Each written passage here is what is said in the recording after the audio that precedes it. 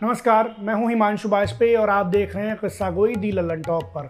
Lockdown चल रहा है और इस लॉकडाउन के चलते बहुत नुकसान हुआ है छोटे कलाकारों को, फोक कलाकारों को, लोक कलाकारों को, और हमारा ये दायित्व है, ये जिम्मेदारी है कि हम उनका ख्याल रखें।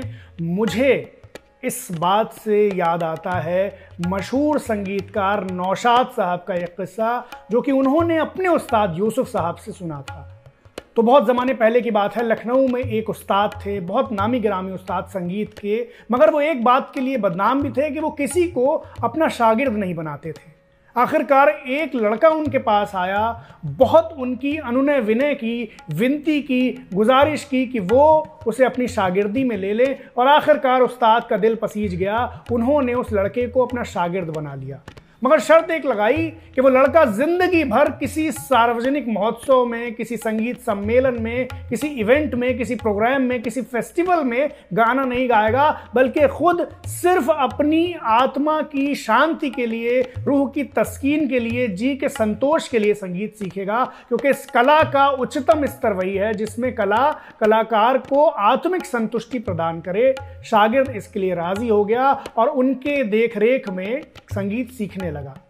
काफी साल गुजर गए संगीत सीखते हुए उस लड़के को, और उस लड़के की ख्याति पूरे लखनऊ में, बल्कि यूं कहें कि पूरे भारत में फैल गई कि वो बहुत जबरदस्त कलाकार बन गया है। तो एक बार लखनऊ में एक संगीत सम्मेलन हो रहा था, बहुत बड़ा, देश भर से संगीतकार इसमें आए थे। और जब इस सम्मेलन की चर्चा चली तो लखनऊ के कुछ खास लोगों ने उस लड़के पर जोर डाला कि भाई एक बार, कम से कम एक बार तो तुम्हें इस संगीत सम्मेलन में हिस्सा लेना ही चाहिए। जिंदगी भर तो तुमने अपने गुरु की आज्ञा का पालन किया है। अब जब ऐसा सुना उस लड़के ने तो वो गया अपने उस्ताद से आज्ञा लेने के लिए। उसने अपने उस्ताद से बहुत विनती की। आखिरकार उस्ताद उसे इस शर्त पर राजी हुए वहां भेजने के लिए कि वो सिर्फ पहली और आखिरी बार किसी सम्मेलन में गाएगा और खुद उस्ताद उसके साथ जाएंगे। लड़का राजी हो गया, सम्मेलन में पहुंचा। सम्मेलन में जब उस लड़के ने गाना शुरू किया तो जैसा कि उस जमाने में रिवायत थी, लोगों ने हाथ उछाल उछाल कर वाह वाह करना शुरू किया, दाद देना शुरू किया, जिसे लखनऊ की जबान में दाद के डोंगरे बरसाना कहा जाता था। तो जब लोगों ने हाथ उठा उठा कर दाद दी तो उस लड़के के उस्ताद ने एक दिलचस्प नाटक खेला।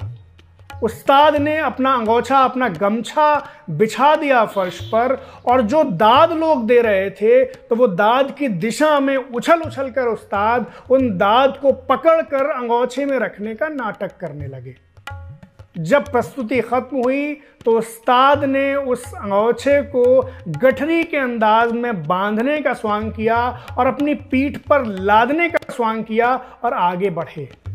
पीछे से शागिर्द आया, उसने अपने उस्ताद से पूछा कि उस्ताद, आपने ये नाटक क्यों किया और ये आप इस तरह से क्यों जा रहे हैं?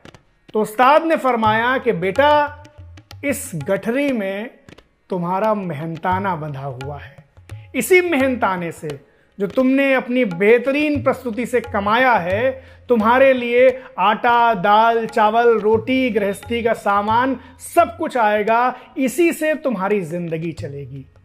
अब शागिर्द को बात समझ में आई, वो शर्मिंदा हुआ। तो उस्ताद ने फरमाया कि बेटा, ये दुनिया है, यहाँ कलाकार को वाह वाह तो मिलती है, कलाकार को दाद तो मिलती है, तहसीन और तारीफ तो मिलती है, मगर उसे रोजी रोटी नहीं मिलती, उसे पैसा नहीं मिलता, उसे मानदे नजराना नहीं मिलता कि वो अपनी जिंदगी को सलीके से, खुददारी से, अना से अच्छी तरह से चला सके।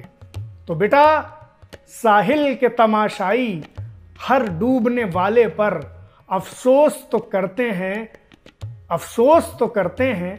साहिल के तमाशाई हर डूबने वाले पर अफसोस तो करते हैं, इमदाद नहीं करते।